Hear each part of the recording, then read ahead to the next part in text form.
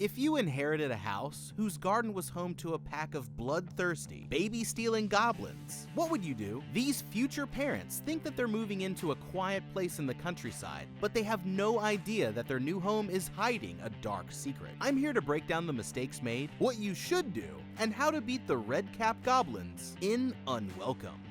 These two lovebirds are about to uncover a mysterious family secret with deadly consequences. At their apartment in London, young couple Jamie and Maya eagerly wait for the result of her pregnancy test. The test chimes, and Maya checks it, telling Jamie that she's pregnant. The couple are overjoyed with the news, and Jamie goes to the store for a bottle of champagne while Maya calls up her mom. Walking up to the store, Jamie notices a gang of troublesome-looking delinquents loitering around by the entrance. Their leader stops Jamie and gives him a hard time, but Jamie quietly brushes past him and heads inside of the store. On his way back out, the men stop him again, but this time when Jamie tries to walk away, their leader throws a pot of flowers at his back. They follow Jamie to his apartment steps, and he curses them out, turning and walking back inside while the leader stares him down. Maya sits in the bathroom looking at her pregnancy test and hears Jamie come into the house. Suddenly, she hears violence break out as the delinquents kick in the door and start assaulting him. Maya locks the bathroom door and calls the police, but one of the men bursts in, dragging her out and throwing her across the room. The leader pins Jamie on the couch with a knife to his neck, and he begs them to not hurt his wife.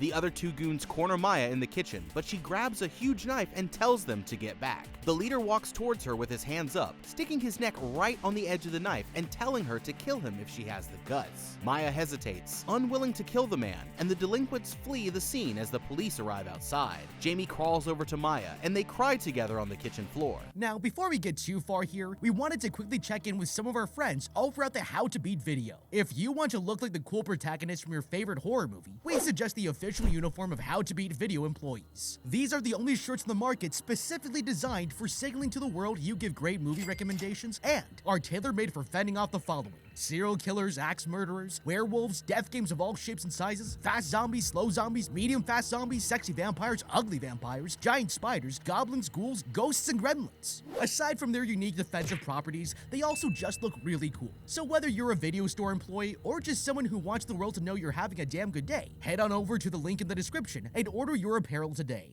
Several months later, Maya and Jamie arrive in Ireland to start a new life at a countryside estate that they've inherited from his great-aunt Maeve after her recent death. When they arrive, his late aunt's good friend Nima comes over to help them settle in and tell them about the town. Before she leaves, she pauses for a moment and says that there's one more thing that she needs to show them, warning them that it's going to be a bit strange.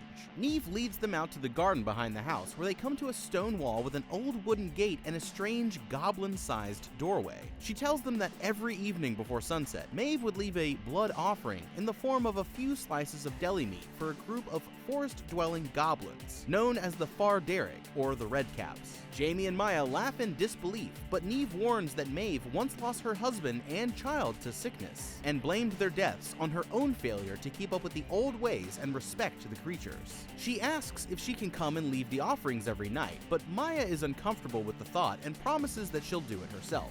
Neve heads home and invites them to stop by the pub that night for some free drinks. Once she's gone, Maya and Jamie crack jokes about the Redcaps and stand in the garden looking at their new home. Maya cries, saying that she'd never thought they'd make it out of London, but Jamie gives her a hug and promises that their family will be safe here. Later that day, Maya and Jamie head into town to shop for some groceries, while Maya tries to find a contractor to fix a massive hole in their roof.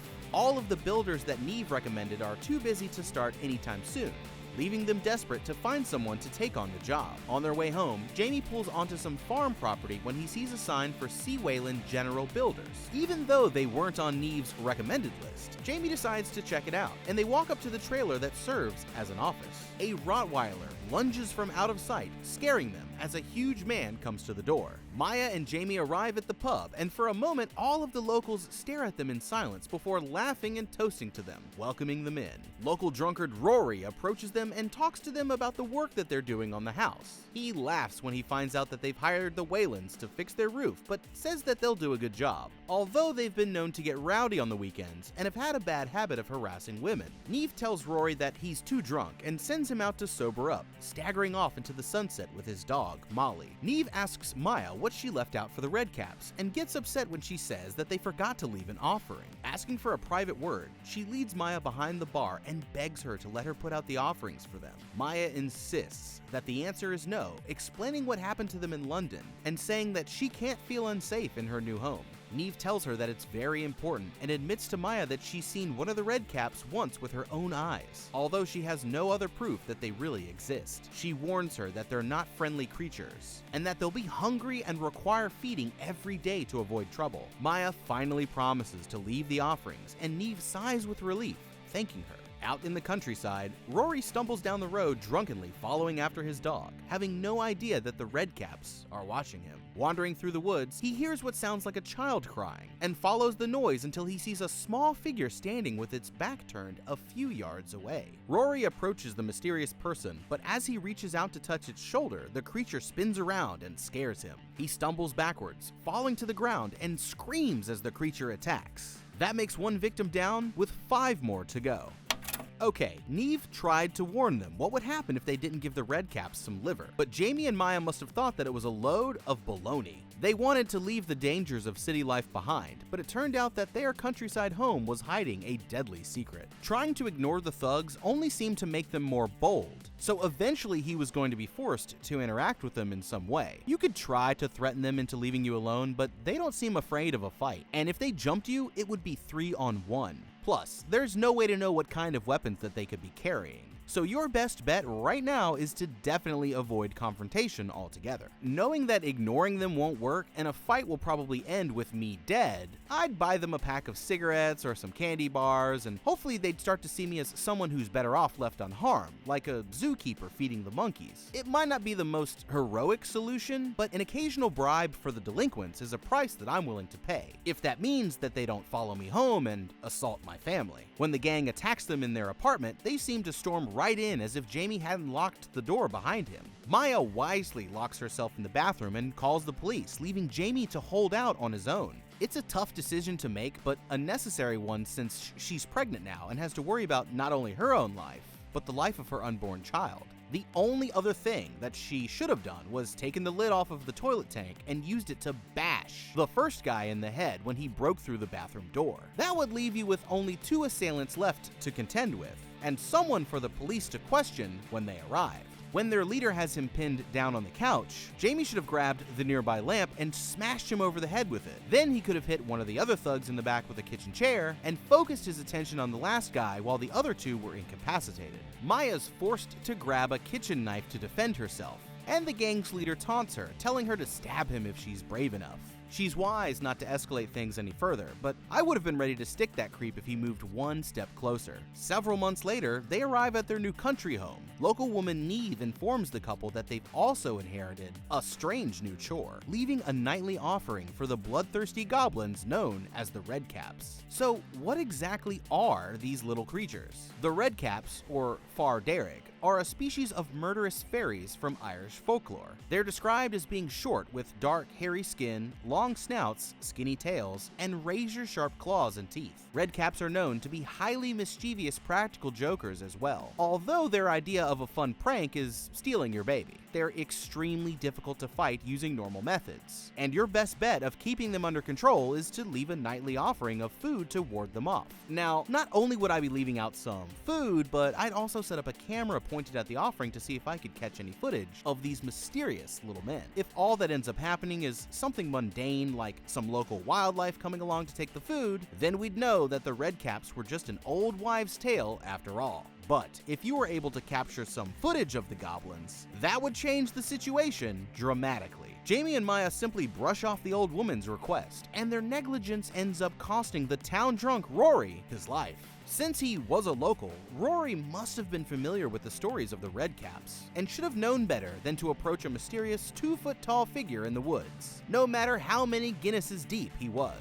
I'd say he should have tried to run away at the first sight of it, but he was too drunk to get anywhere fast. He was too old and intoxicated to put up any sort of a fight either. So the reality of the situation is that he was pretty much doomed. And with bloodthirsty goblins roaming around in the woods, a guy like that wasn't going to last very long anyway. The next morning, Maya wakes up to chaotic noises coming from the first floor. She wakes up Jamie, who grabs a bat and heads for the stairs, but he has a panic attack on the way down. Maya runs to comfort him, and they realize that it's the contractors that they hired starting a day early. They go to the kitchen where they find the head honcho, Daddy Whelan, and his workers, his son and daughter Killian and Aisling, and their giant older stepbrother Owen. Daddy explains that another job fell through, so they thought they'd come over and get a jump start on their work here. They seem to be a generally troublesome group, but Daddy assures Jamie and Maya that it'll be like they're not even there. The couple heads back into town for supplies, leaving the Whalens alone to work on the house. At the grocery store, Maya and Jamie talk about how the Whalens gave them a bad vibe, but she points out that they're going to have to deal with it if they ever want to get the hole in their roof fixed. As they get ready to leave, she grabs some liver for the Redcaps. Meanwhile, back at the house, Aisling sits eating food from their kitchen while Killian steals some coins from their bedroom and takes an enormous dump in the toilet. Jamie and Maya stop at the local church to visit the gravesite of his aunt and her family.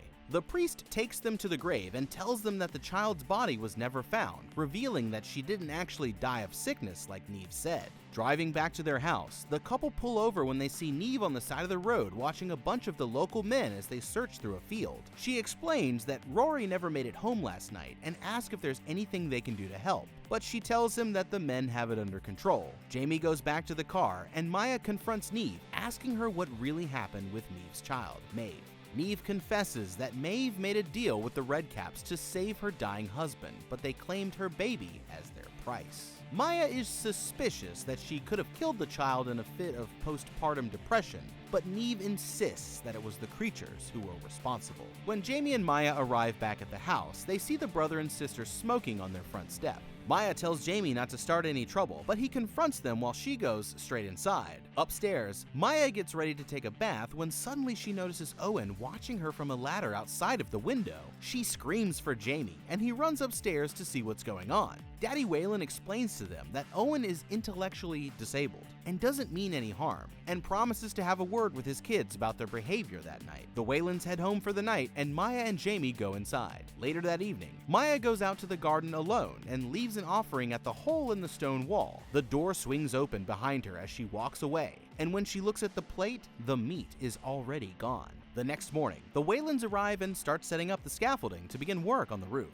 Upstairs, Maya is getting things ready for the baby when Owen accidentally shatters the window right behind her with one of the poles. Enraged, Jamie confronts the group in the backyard, telling them to take their things and leave.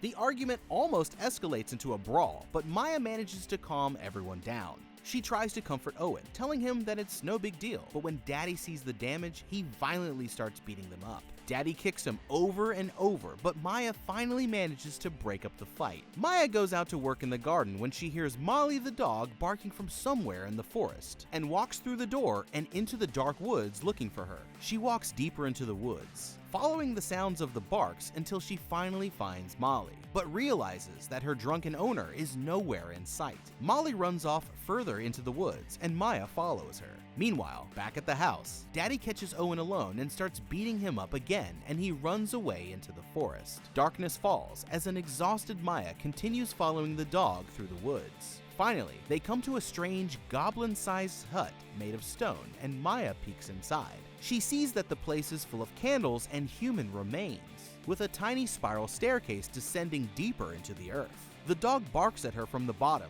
trying to get her to come down, but she thinks better of it and goes to get some help. Walking back through the forest, Maya comes across Owen sitting on a stump looking sad. He shows her the bruises from Daddy beating him up, and Maya tries to comfort him, but suddenly he turns on her, holding onto her hand and not letting go. He grabs her and throws her to the ground as she screams out for help. Sometime later, Maya sprints through their back gate and bolts the door shut, looking like she's just experienced something terrible. She goes inside and gets Jamie, asking him if Daddy and the other two are still here. Jamie tells her that they've gone home for the night, and Maya leads him back out into the woods. They come to the clearing, and Maya tells Jamie that Owen attacked her, but at the last minute, the Redcaps came and took him away. He's suspicious that she could just be having an episode of baby brain, saying that he most likely ran off when she fought back, but Maya insists that it was the creatures. She tries to lead him to the stone hut, but Jamie shouts at her and says that he's going to the pub, leaving her to spend the evening alone at the house. At the pub, Jamie sits alone reading a book on self-defense when the brother and sister storm into the place looking for Owen. They get in Jamie's face, asking him if he's seen their brother, but he insists he doesn't know anything.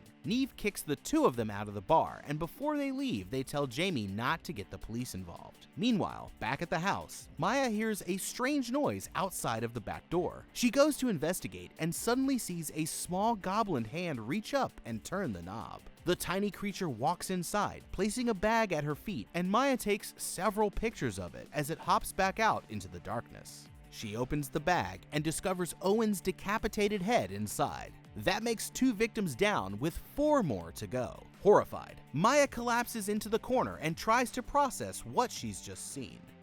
Okay, based on what Maya just found in that bag, I think it's safe to say that things are heading in a bad direction. Maya learns from the priest that Maeve's child didn't really die of sickness, and Neve tells her that the baby was lost in a bargain with the Redcaps. Still in denial that the creatures could be real, Maya instead leans towards the more logical explanation of postpartum depression, a mood disorder associated with the aftermath of childbirth. In the most extreme cases, parents experiencing symptoms of postpartum depression can feel an impulse to harm their child, themselves, or their partner. Maya is right that this could explain the child's unfortunate end, but she's about to find out the truth is more horrifying than she could possibly imagine. That evening, Maya leaves an offering for the Redcaps at the garden wall, and before she gets 10 feet away, the little guys come and clean the plate. Now, you might be thinking that it's time to move out, but they seem mostly harmless as long as they get their nightly snack. And personally, I'd want to see where this new relationship goes. The next day, Maya hears the missing town drunk Rory's dog barking from somewhere in the forest and decides to investigate. Now, knowing that there's a group of murderous fairies living out there, my first instinct would be to assume that any noise I'm hearing from the woods is a trick. Maya left them an offering the night before though, so their bloodlust should be under control for now. And out of all of the mysterious sounds that you could hear, a dog barking is usually the safest to go and investigate. So I'd say that it should be all clear to go and have a look around. After walking for a while, she finally comes across their little stone hut, and peeking inside, it's clearly Goblin City. The scattered human remains are all that I'd need to see to be turning around and getting the hell out of there as fast as I could. I might be able to take on 1 or 2 of these runts in a fair fight, but getting into a brawl with them on their own turf would be foolish. So the safe bet is to hold off on exploring any further for now. As Maya goes to leave, she runs into Owen, who starts to assault her. She's far from any help, and things look like they're about to get pretty bad, but luckily for her, it's dinner time for the Redcaps. Even after the creatures saved her life, Maya and Jamie still weren't sure if they could believe the stories, but Dobby's deranged cousin dropping Owen's head off in a bag to make sure they've cleared things up once and for all. For all the rumors, these guys don't seem half bad as long as they're on your side. They're going to have to find some way to cover up Owen's disappearance, but at least we know that the goblins will have full bellies again tonight. Later that night, Jamie arrives back at the house and finds Maya behaving strangely. He asks her what's wrong, and she brings him to the other room, showing him Owen's head in the bag. She tries to show Jamie the photos of the creature, but all of the pictures are distorted. The two of them try to figure out what to do with the head, but just then, the Whalens pull up outside of the house. Jamie goes to the door to stall them, while Maya heads upstairs to try and hide the bag. Daddy Whalen pounds on the door and tells Jamie that he wants to know where Owen is. Jamie insists that he doesn't know anything, but Daddy calls his bluff, and the brother and sister split up to try and find another way in. Jamie tells them that he's calling the police, but when he tries, he notices that he doesn't have any service. Daddy pretends that they're leaving, but after a moment smashes through one of the front windows. Jamie locks the doors, and Maya locks herself in the bedroom upstairs. She climbs out onto the roof, trying to escape down the scaffolding, but the sister surprises her and Maya drops the bag at her feet. She picks it up and looks inside, discovering Owen's head, and runs to the front of the house to show her father. Meanwhile, Maya runs through the gate back out into the woods. The sister shows Daddy Owen's head in the bag, and he completely freaks out. They bash through the back door with a sledgehammer, and Jamie runs for his life while they smash his things and set the house on fire. Jamie blocks the door with a bookshelf and grabs a frying pan, ready for battle, when he remembers Maya and runs upstairs, throwing furniture in the way to make it difficult for the Whalens to follow him up. He runs into the bedroom and stops to catch his breath when the other brother sneaks up behind him and stabs him in the shoulder. They square off, swinging at each other and dodging around the room until Jamie finally lands a hit with the frying pan and gets a hold of the man's knife. Killian lunges at him, and Jamie reluctantly stabs him in the gut. Shocked by his own actions, Jamie falls to the floor crying and saying that he's sorry, and the brother brother starts pummeling him in the face. Daddy enters the room, and the two of them hold Jamie down on the floor, demanding that he tells them who killed Owen. They torture him until he finally admits that Owen was killed by the Redcaps, but Daddy doesn't believe him and says that he'll kill him if he doesn't tell the truth. Meanwhile, out in the forest, Maya returns to the stone hut and calls out for help, promising the Redcaps anything that they want if they'll help her save her husband. She runs back to the house, but the sister corners her in the garden, jumping her and knocking her to the ground. Upstairs, Daddy orders the brother to kill Jamie, and he begs for his life, realizing that he's actually about to die. Okay, I thought the Whalens were contract builders, not contract killers. You know the situation is bad when you're turning to the forest-dwelling goblins for help. This confrontation was bound to happen sooner or later. Jamie and Maya can't exactly go to the police and tell them that evil fairies cut Owen's head off. And if they tried explaining that to the Whalens, I'm sure the conversation would go just as poorly. They're in a tough position here, and eventually Daddy Wayland was guaranteed to come looking for answers. But I wouldn't have expected things to escalate into a full-blown home invasion. Jamie threatens to call the police, but Daddy seems to have cut off his services somehow. And even if he did get the cops there, he'd still have to explain the head in the bag, and probably end up being arrested for murder. Once they discovered Owen's head, all bets were off. The Whalens are breaking in, and they're coming for blood. Without the option to call for help, Jamie realizes that he's going to have to handle things himself. He decides to take quick actions to fortify the room and arm himself with a weapon. Blocking the door and staircase with furniture was a great idea to slow the Whalens down, and it's obvious that Jamie has been doing his home defense homework since the last break-in. A frying pan makes an excellent improvised weapon, since you can use it to both strike and block attacks. Even though Killian gets the jump on him, Jamie shows him why you should never bring a knife to a frying pan fight, managing to disarm his attacker despite his injury using the power of his superior weapon. Now that Jamie has the knife in the pan, the battle should be all over, but at the first sign of blood, we find out that he doesn't have the dog in him after all. If Jamie wasn't willing to kill the guy, I understand, but then why stab him in the kidney when one more good smack across the face with the frying pan would have knocked him out cold? Instead, he essentially just gives Killian back his knife, so now he's armed, angry about having been just stabbed, and knows that Jamie doesn't have the guts to finish the job. That's pretty much a wrap for our father-to-be, but luckily for him, Maya has one more trick up her sleeve. Out in the forest, Maya offers the Redcaps anything that they want if they'll help her save her husband. She better be careful what she wishes for, because now even if they do show up to save them from the Whalens, those goblins are definitely going to come after her baby next. She's going to have to get creative if she doesn't want her child to share the same fate as Aunt Maeve. Just as the brother is about to kill Jamie, they hear a noise from the roof above them, and one of the Redcaps leaps down through the hole, landing on his back and stabbing him repeatedly with a tiny blade. Jamie crawls under the bed, and Daddy grabs a bat, striking the creature and sending it flying onto the bed. They stand over it, wondering what it could be, when another one of the creatures throws a knife into the brother from the roof. The one on the bed flings a knife into Daddy's leg, and he tells the brother to go get their gun from the car before smashing its head with the bat. Killian runs for the front door when he sees a tiny hand reach through the mail slot and turn the knob. The knife-wielding creature slowly enters as he's running away into the kitchen. He rummages through the cabinets and finds a huge meat cleaver, hiding behind the door and waiting to ambush the creature when it walks in. The little Redcap sneaks into the kitchen, and Killian buries the cleaver into its head, causing it to stumble around the room in pain and fall into the corner. He starts torturing the poor thing, when suddenly two more jump from the table behind him and take him to the ground.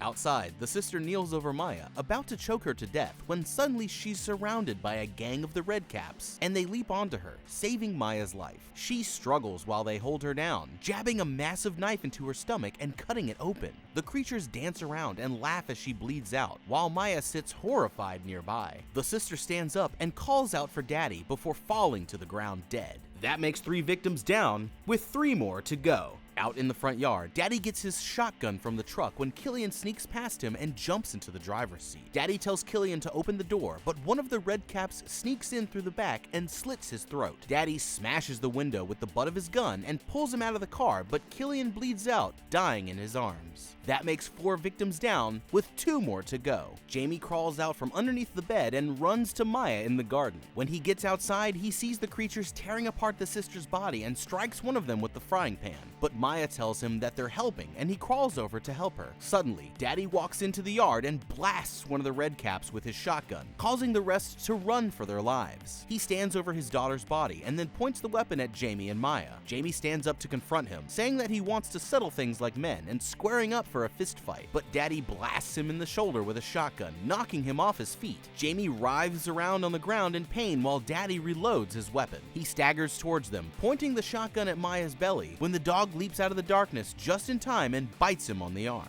Daddy drops the shotgun and starts pummeling the dog, but when he turns around, Maya has the weapon pointed at him and blows his face clean off before letting out a barbaric battle cry. That makes 5 victims down, with 1 more to go. The couple hold each other and go back inside while the redcaps return and drag the bodies off in the forest to eat. Inside of the house, Maya gives birth to their new baby girl. Okay, these redcaps are awesome. Just when Jamie thinks it's all over, he's saved by a pair of ninja goblins jumping in through that hole in the roof. Goblin number 1 gives that delinquent Killian a good taste of his own medicine before Daddy brings him down. And even then he's not done, delivering a clutch throwing knife to the leg with his dying breath. It was a valiant last stand by the little man, and his sacrifice will never be forgotten. With the Whalens sufficiently distracted by the attacking goblin horde, Jamie wisely takes the opportunity to hide and wait out the battle, leaving them to be his meat shields while the redcaps are on their rampage. Daddy Whalen sends Killian to get their gun, but before he can make it outside, he's confronted by another group of the creatures. Sadly, he manages to get the drop on one with a cleaver, but the redcaps leave no man behind, and 2 more fearlessly spring into action. Outside, his sister doesn't do as well in her fight, and she gets what she deserves for beating up a pregnant lady. It looks like once you've got more than 3 of these guys coming after you at the same time, then they're more than a match for a full-grown adult, making them quite a formidable threat if you get jumped by a group. Killian finally makes it to the truck and tries to escape, but another average Dobby in Ohio shows up just in time to slit his throat and avenge his fallen comrades. Just like that, Daddy Whalen is the only survivor of his crew, but he's packing a double-barreled shotgun, which hardly makes for a fair fight, and the poor goblins are forced to make a tactical retreat after seeing one of their own brutally gunned down. Jamie decides to bum rush the shotgun-wielding attacker, which is an absolutely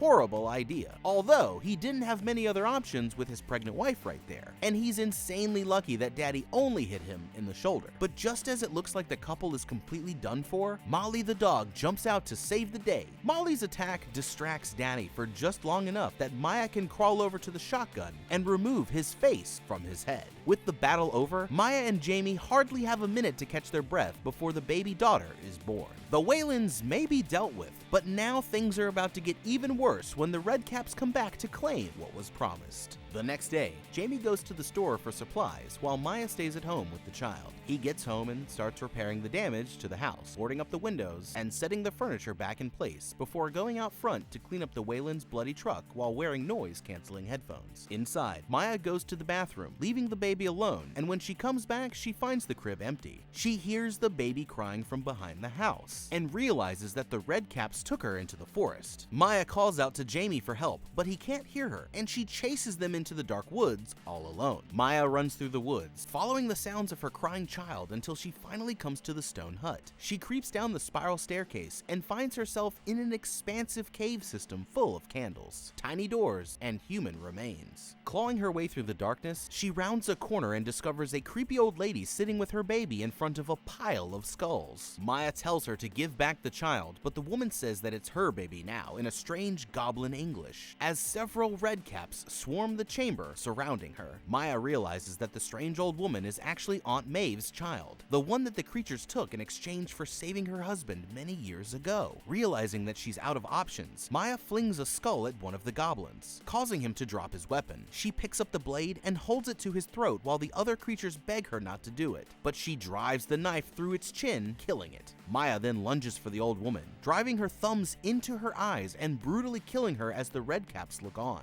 That makes all 6 victims down, and the mystery of what happened to Maeve's child is solved. Maya takes her baby and crawls out of the hole, with the redcaps bowing down and worshipping her as their new queen. Okay. You know, it's nice to watch a movie with a happy ending for a change. Maya's baby is saved, her enemies are dead, and now it looks like she just became the queen of the Redcaps. Maya should have known that the Redcaps would be coming back for her baby when she promised them anything that they wanted in exchange for saving her husband. That's exactly how things played out for Jamie's Aunt Maeve and her baby, so I immediately knew where things would be going. That day, as soon as their backs are turned, the Redcaps sneak in and take the baby that they were promised. Now Maya is forced to confront them one last time in order to save her child's life. She goes back to the stone hut in the forest and heads into the depths of the caves, ready for a final showdown. Despite knowing that she's walking into the lair of a gang of bloodthirsty goblins, Maya doesn't prepare herself for a fight in any way. Personally, I would have brought some close quarters weapons down there with me in case of a scrap. Jamie has that cricket bat back at the house, and even though that thing would be too big to use down in the cave, it makes sense that he probably also owns some batting pads, which I would have put on just in case one of the creatures tried to shank me in the leg. Anything that you could do to give yourself an upper hand would be crucial, especially since you're taking the fight to the Redcaps' home turf.